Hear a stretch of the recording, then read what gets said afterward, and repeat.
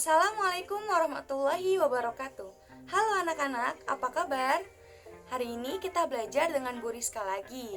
Dan pada kesempatan kali ini kita akan belajar tema 8, lingkungan sahabat kita, subtema 3, usaha pelestarian lingkungan, pembelajaran pertama. Nah, seperti biasa sebelum kita mulai pelajaran, mari kita berdoa dulu agar Allah berikan kemudahan untuk kita memahami pelajaran kali ini. Berdoa dimulai. Berdoa selesai. Hari ini kita akan belajar pelajaran bahasa Indonesia dan juga pelajaran IPA tentang siklus air. Nah, adapun tujuan pembelajaran kita pada kali ini adalah yang pertama, siswa dapat menyebutkan dan mempresentasikan faktor-faktor yang mempengaruhi kualitas air dengan benar. Dan tujuan yang kedua adalah siswa dapat mengidentifikasi peristiwa dan teks non-fiksi. Setelah mengetahui tujuan pembelajaran, Ibu rasa anak-anakku sudah siap untuk menerima pelajaran kali ini kan? Yuk mari kita mulai dan simak video pembelajaran kali ini. Perhatikan gambar pada layar. Pada gambar ada kegiatan yaitu sedang menanam pohon. Menanam pohon merupakan salah satu upaya pelestarian lingkungan. Ketersediaan air bersih sangat penting bagi kehidupan manusia. Berbagai upaya dapat kita lakukan untuk menjamin ketersediaan air bersih. Tahukah kamu, air adalah senyawa yang penting bagi semua bentuk kehidupan yang diketahui hingga saat ini di bumi, tetapi tidak di planet lain. Air menutupi hampir 71% permukaan bumi.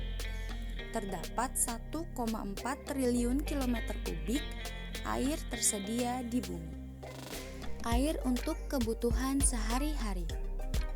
Bagaimana rasa air laut? Ya, air laut terasa asin. Jika kamu berenang di pantai dan terpercik air laut, kamu akan mengetahui bahwa air laut terasa asin. Sebagian besar atau 97% air yang menutupi planet bumi ini berupa air laut. Air laut tidak bagus untuk diminum. Air laut juga tidak dapat digunakan dalam kebanyakan industri dan keperluan rumah tangga. Untunglah 3% air di dunia berupa air segar, yaitu air yang tidak asin dan dapat digunakan untuk minum, memasak, dan mencuci. Persyaratan air bersih. Setelah tadi kita mengetahui bahwa hanya ada 3% air di muka bumi yang dapat digunakan untuk kehidupan sehari-hari, selanjutnya kita akan belajar tentang persyaratan air bersih. Persyaratan air bersih terdiri dari 3 aspek atau 3 komponen. Komponen yang pertama adalah fisik. Ciri-cirinya, air tidak keruh, tidak berwarna apapun, tidak berasa apapun, tidak berbau apapun, memiliki suhu antara 10 derajat Celcius hingga 25 derajat Celcius atau sejuk, dan yang terakhir secara fisik syaratnya adalah tidak meninggalkan endapan.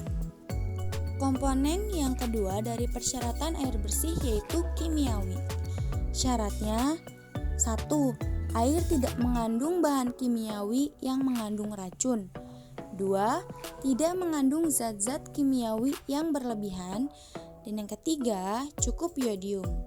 Dan yang keempat, pH atau derajat keasaman air antara 6,5 sampai 9,2. Dan komponen yang ketiga yaitu mikrobiologi.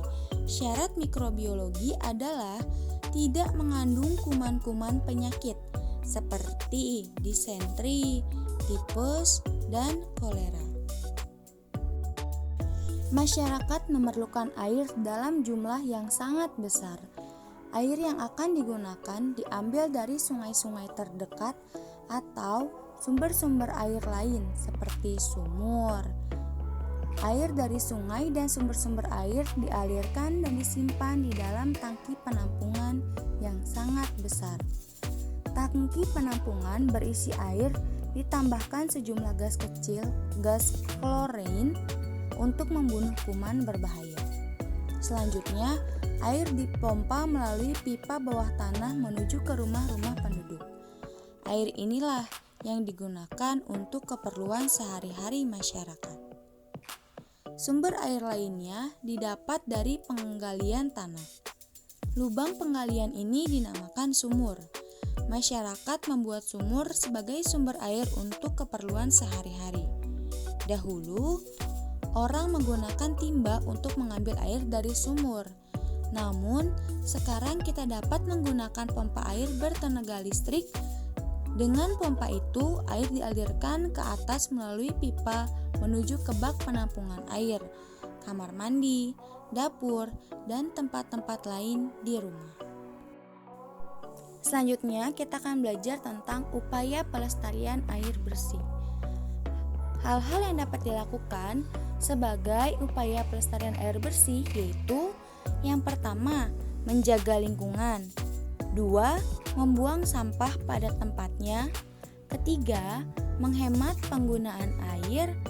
4. Meminimalisir penggunaan bahan kimia. Yang kelima, melakukan reboisasi hutan. Dan yang keenam, menciptakan lingkungan yang asri. Arti penting air bagi kehidupan, juga bagi kehidupan manusia. Karena di bumi ini 71%-nya itu adalah kandungannya air, dan air tidak akan dapat ditemukan di planet-planet lain.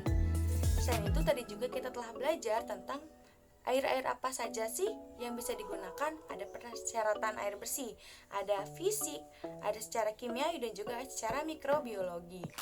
Dan terakhir tadi kita telah belajar tentang upaya pelestarian air. Ibu harap anak-anak dapat melakukan upaya pelestarian air di lingkungannya masing-masing ya. Baiklah, Ibu mengucapkan terima kasih kepada anak-anak yang telah memperhatikan pelajaran kali ini. Sebelum mengakhiri pembelajaran, Ibu berpesan tetap di rumah saja, patuhi protokol kesehatan, makan makanan yang bergizi seimbang, dan juga mari kita jaga pelestarian alam, khususnya pelestarian air untuk keberlangsungan kehidupan. Terima kasih. Wassalamualaikum warahmatullahi wabarakatuh. Sampai jumpa di pembelajaran berikutnya.